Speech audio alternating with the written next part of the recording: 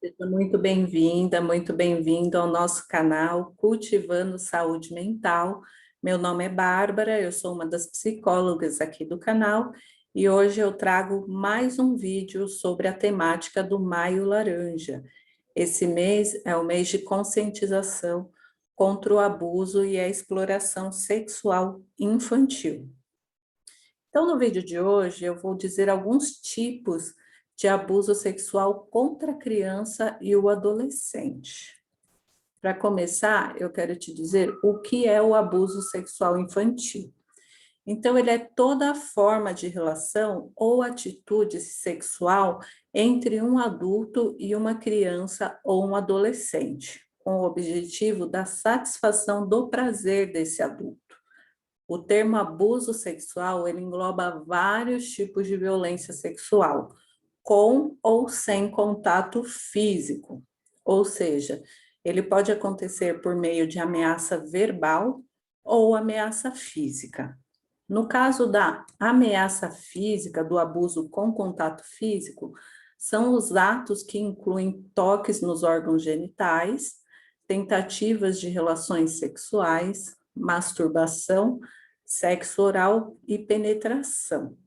É importante destacar também que qualquer tipo de contato físico forçado com a criança ou adolescente, como por exemplo beijos ou toques em outras partes do corpo, pode ser considerado como abuso sexual também, tá?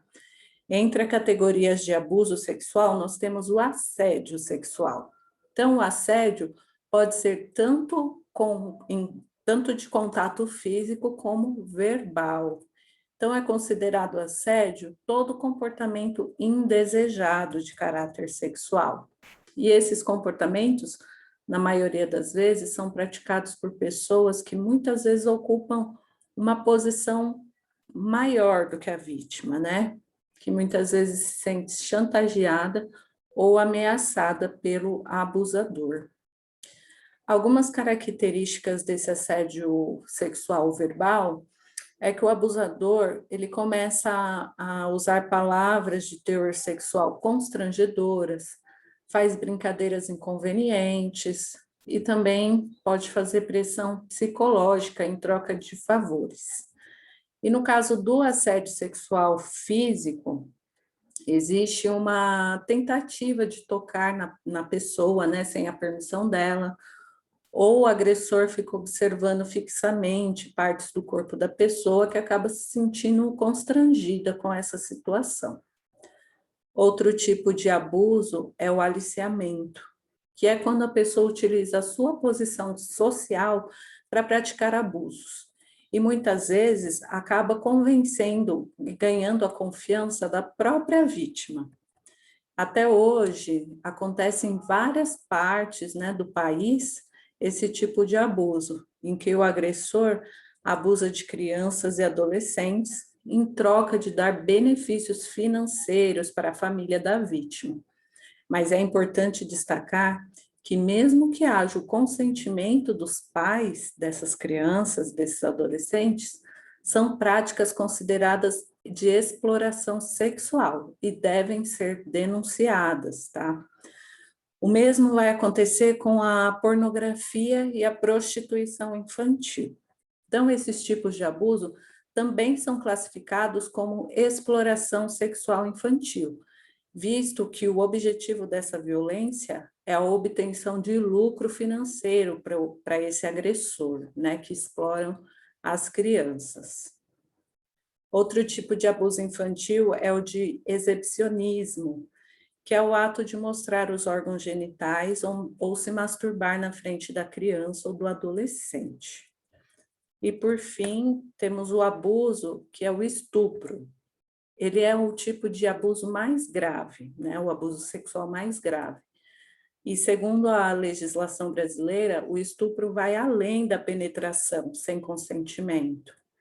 Ele se classifica pelo uso da violência física e psicológica, no qual o agressor ameaça a vítima para satisfazer o seu prazer.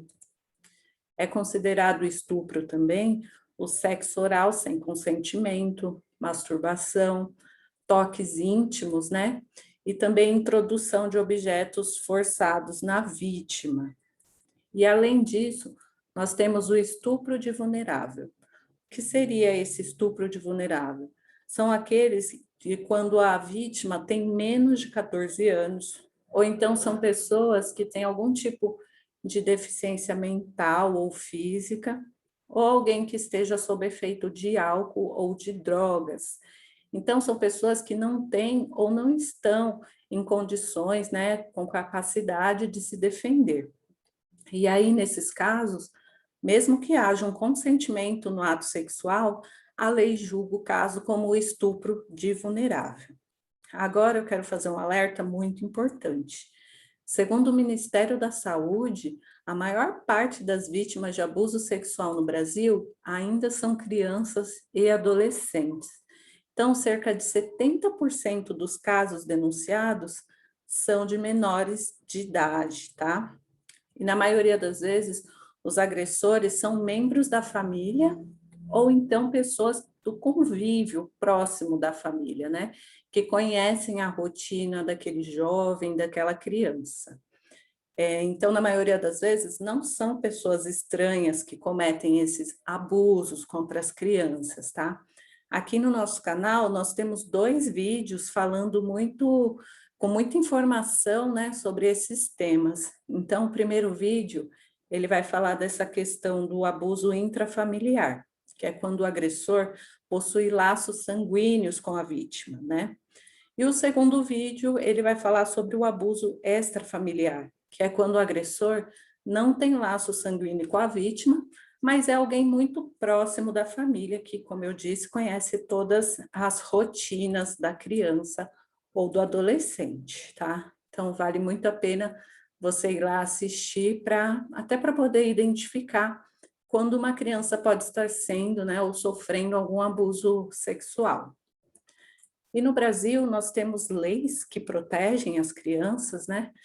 E no caso da população infanto-juvenil, esse direito está assegurado pela Lei número 8.069, do ano de 1990, que dispõe sobre o Estatuto da Criança e do Adolescente, o ECA, tá? Então, abuso sexual é crime e deve ser denunciado, sim. E como você pode fazer essa denúncia? É ligando no Disque 100, 100. A ligação ela é gratuita e a denúncia pode ser feita de forma anônima, então não precisa ficar com medo de ser identificado.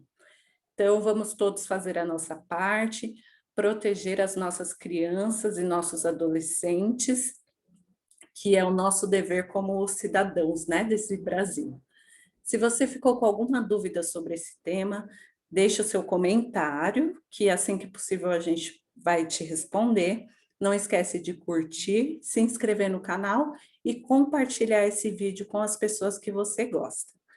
Continue nos acompanhando aqui pelo YouTube, que toda semana tem um vídeo novo para você, tá? Obrigada, um beijo e até a próxima.